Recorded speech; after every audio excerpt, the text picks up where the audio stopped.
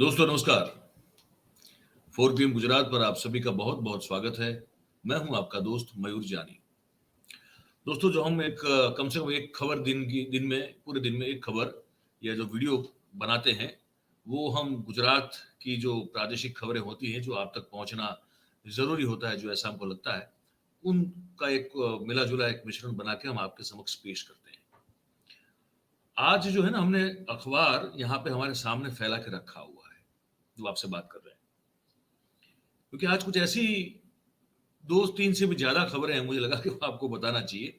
हालाँकि अखबारों में वो आम तौर पर माध्यमों में, मेनस्ट्रीम मीडिया में बहुत कम जगह मिलती है, लेकिन अब क्योंकि ऐसी खबरों का उफान उठा हुआ है कि अब इसको बहुत सारा प्रेशर होने के बावजूद भी अखबारों की अपनी बहुत सारी जो है मर्यादाओं होते हुए भी उनको कुछ छापना पड़ रहा है।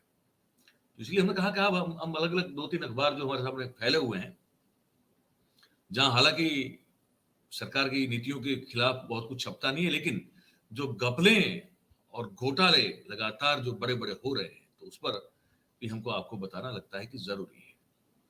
बहुत सारी ऐसी खबरें हैं। पहली शुरुआत करते हैं, उससे पहले आप सबसे गुज़ारिश है कि आप अभी से इस वीडियो की लिंक को हो सके उतना भेज दें, फॉरवर्ड करें, शेयर करें। तो ये जो बातचीत है, जो हम बता रहे हैं आपको, जो जानकारी दे रहे हैं, वो मैक्सिमम लोगों तक वो पहुँच जाएगी।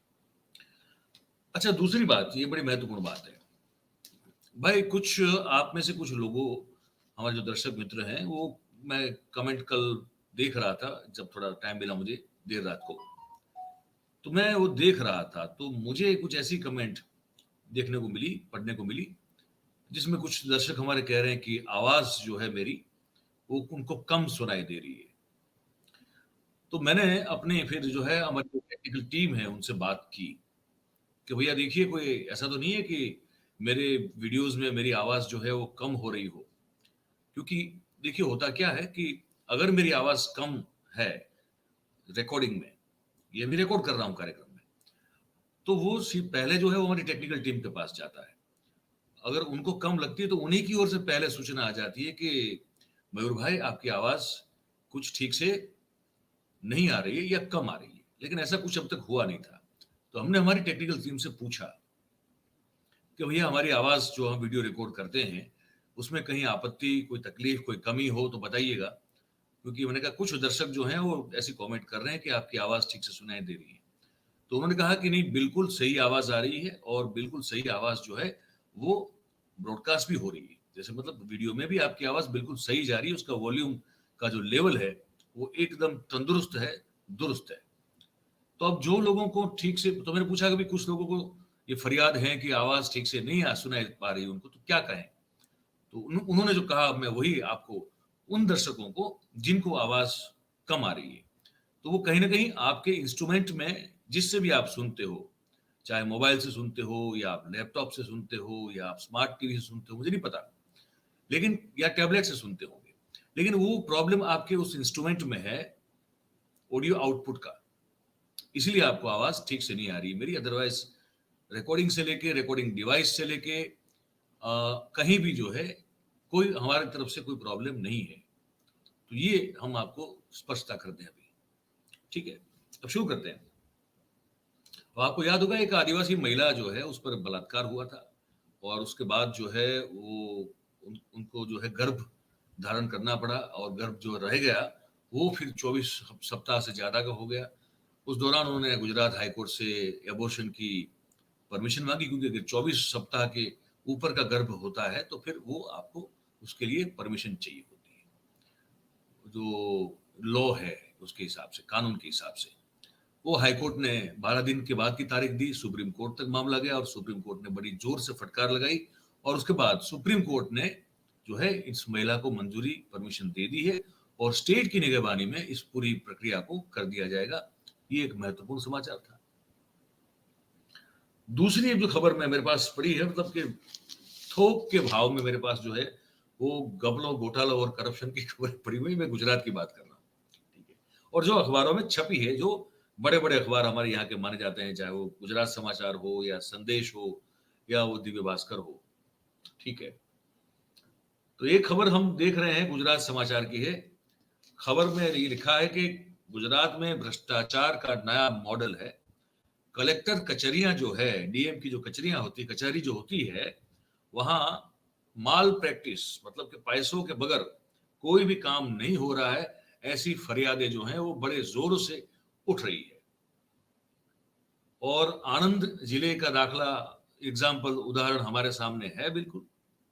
वहां जो डीएस गढ़वी और आरएसी जो है, केतकी व्यास के बीच की बंदरबांट के चलते जो एक बड़ा विभत्स और अश्लील कांड किया और करवाया गया, उसकी तो जांच चली रही है।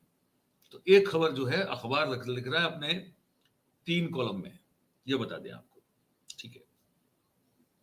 अच्छा, अब दूसरी बात कि अब स्किल डेवलपमेंट की जब बात बहुत बड़ी बड़ी की जाती है, तो स्किल डेवलपमेंट में ये खबर ये भी छपी है कि कौशल्य आधारित रोजगार देने के दावे का जो है वो जो गुब्बारा है वो फूट गया है।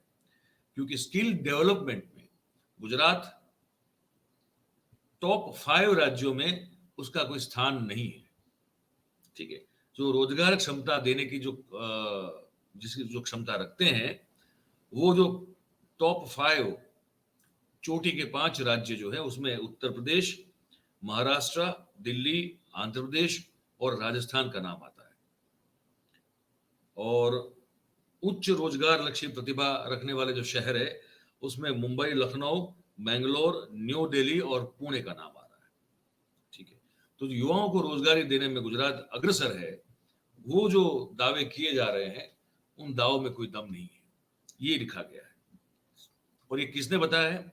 इंडिया स्किल रिपोर्ट 2023 की ये बात है। उस रिपोर्ट में इस चीज को दर्ज किया गया है, ठीक है। एक खबर आपको ये बतानी थी, एक बड़ी बड़ी ही जबरदस्त, और हमारा मतलब हम सुन के थोड़ा सुन्न हो जाएंगे ऐसी खबर बता रहा हूं आपको। ये गुजरात समाचार में छपी है, ये बड़ी अच्छी खबर है। कह रहे हैं कि पाकिस्तान के पावर ऑफ अटर्नी के आधार पर हमारे गुजरात में, दक्षिण गुजरात में नवसारी जो जिला है, जो सीआर पाटिल साहब जहां के सांसद हैं, और सीआर पाटिल गुजरात भारतीय जनता पार्टी के अध्यक्ष हैं, उनकी कंस्टिट्यूंसी की बात है ये। तो पाकिस्तान के पावर ऑफ अटर्नी के आधार पर नवसारी में अफसरों की मिली भगत से 7 दस्तावेज, जिसको कहते हैं कागजात, जमीन या मकान के, मिलकत की जब खरीद फरोख्त या खरीद बिक्री होती है, तो वहां वो दस्तावेज बनते हैं ना, वो दस्तावेज रजिस्टर किए गए हैं। आप समझ रहे मेरी बात को? पाकिस्तान की पावर ऑफ अटर्नी से 7 दस्तावेज रजिस्टर हुए अफसरों की मिलीभगत से। और आगे ये लिखते हैं कि 8 देश के नागरिक जो हैं, वो भारत में जमीन या मिल्कियत की खरीद या बिक्री या तब्दीली नहीं कर सकते, उसमें से एक पाकिस्तान है, ठीक है। तो फिर भी ये कैसे हो गया? एक पाकिस्तानी महिला ने जो है, वहां नवसारी का एक छोटा सा गांव है, वहां के एक जो रईस है, उनको ये पावर दे दिया, और उसके बिहाफ पे जो है, पावर ऑफ अटर्नी के बिहाफ पे वो दस्तावेज जमीन के मिल्कियत के हो गए। ये गुजरात में हो रहा है ये, ठीक है। 1999 में फेमा नाम का एक कानून बना था, और 2000 के साल में आरबीआई ने जो बनाया था कानून, उसका भी इस पूरे मामले में सरेआम उल्लंघन है, ठीक है। जलालपुर नाम का एक वहां एक तहसील है नवसारी में, आसपास में, वहां के सिमलक नाम का एक गांव है। वहां अलग अलग ब्लॉक नंबर की कुल 36,032 चौरस मीटर, स्क्वायर मीटर जमीन जो है, उसका दस्तावेज हुआ है ये। और उसको लेकर फरियाद हुई, उसके बाद रिव्यू हुआ, तो कलेक्टर ने जो नामंजूर किया था, उस चीज को भी नामंजूर किया था, लेकिन उसको रिकॉर्ड पर करेक्ट करना होता है, वो 3 साल से भी अब तक नहीं हुआ है। तो मतलब कि वो जो इलीगल काम हुआ था, वो जस का तस है। ये है हमारा यहाँ का मॉडल, आप सुनिए, समझिए, ठीक है। और दूसरी बात, अब ये भी बड़ी मजेदार खबर है। गुजरात में अब ये चलन सा हो गया है, ये खबर यहाँ गुजरात समाचार में छपी है कि गुजरात में चलन सा हो गया है कि प्रधानमंत्री कार्यालय और मुख्यमंत्री कार्यालय के नकली फर्जी अफसरों का, जैसे समझ लीजिए कि एक कहीं से एक जो है वो खजाना खुल गया है। समझ रहे हैं?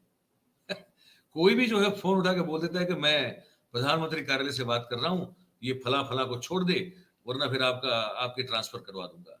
या कोई कहता है कि मैं मुख्यमंत्री कार्यालय से बोल रहा हूँ और ये इतना इतना करना पड़ेगा वरना तुम्हारी खैर नहीं। ये सब जो है मतलब बच्चों के खेल की तरह हो रहा है। तो एक और किस्सा आया है सामने। एक सज्जन है, आप सज्जन कहो या आपको चीटर कहो, जो कहो वो आप। उनका नाम है लवकुश द्विवेदी। ये जो है उनके प्रोफाइल में आप जब भी जाएंगे तो आपको जो है वो भारतीय जनता पार्टी के बड़े बड़े नेताओं के साथ की उनकी फोटो और ये सब मिलेगा देखने को। तो ये लवकुश द्विवेदी जो है उनके चचा हैं।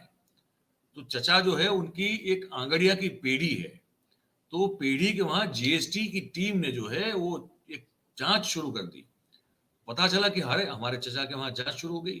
तो ये जो लवकुश द्विवेदी है, जो कि कहते हैं कि वो कर्मकांडी ब्राह्मण है, उन्होंने लगा दिया फोन। सीधा फोन लगाया और जीएसटी वालों को कहा कि मैं मुख्यमंत्री कार्यालय से बात कर रहा हूं, मेरा नाम फला फला है और आप जहां जांच करने के लिए गए हैं आप तुरंत वहां से निकल जाइए वरना आपकी खैर नहीं। आपके में तो मैं तो मतलब पट्टे निकाल दूंगा, आपके बकल जो आपका लगा है वो उतरवा दूंगा मैं। इस तरह की कुछ बातें कह दी उसने। तो जीएसटी वालों ने जो है फिर वो साइबर क्राइम को और ये मुख्यमंत्री कार्यालय में जांच की कि भाई ऐसा कोई है अफसर आपके वहां पे। तो पता चला कि ऐसा तो कोई नहीं है। तो फिर उन्होंने साइबर क्राइम में जो है वहां पे उन्होंने फरियाद की। फिर साइबर क्राइम ने जो है इनको, ये लवकुश शिव गोपाल द्विवेदी, उम्र 28 साल और रह रहे हैं ये साणंद में जो अहमदाबाद से बिल्कुल करीब है और मूल निवासी है उत्तर प्रदेश चित्रकूट के द्विवेदी जी। उनको फिर पकड़ लिया और लवकुश द्विवेदी ने फिर ये कहा कि उनके चाचा के यहाँ जीएसटी के रेड हो रही थी, जांच हो रही थी, कार्रवाई हो रही थी, तो हो नहीं। उस हेतु से उन्होंने खुद को अपने आप को मुख्यमंत्री कार्यालय का एक बहुत उच्च अफसर बता के फिर बात की और धमकाया जीएसटी के अफसरों को। ठीक है, तो बोले तो चाचा के यहाँ था तो क्या करना पड़ेगा। अच्छा, दूसरी बात, इसका फोटो वोटो बहुत है उनके बीजेपी के बड़े नेताओं के साथ। और अब जब कहीं ट्रैवल भी करते थे तो जैसे कोई बड़ा राजकीय पदाधिकारी हो जो सर्किट हाउस में रुकता है, या तो एक्रेडिटेड जर्नलिस्ट रुक सकता है। अच्छा, सर्किट हाउस के मामले में पत्रकारों की जो हालत कर दी है, एक्रेडिटेड पत्रकारों की, वो तो अलग किस्सा है, शायद मैं कभी और सुनाऊंगा आपको।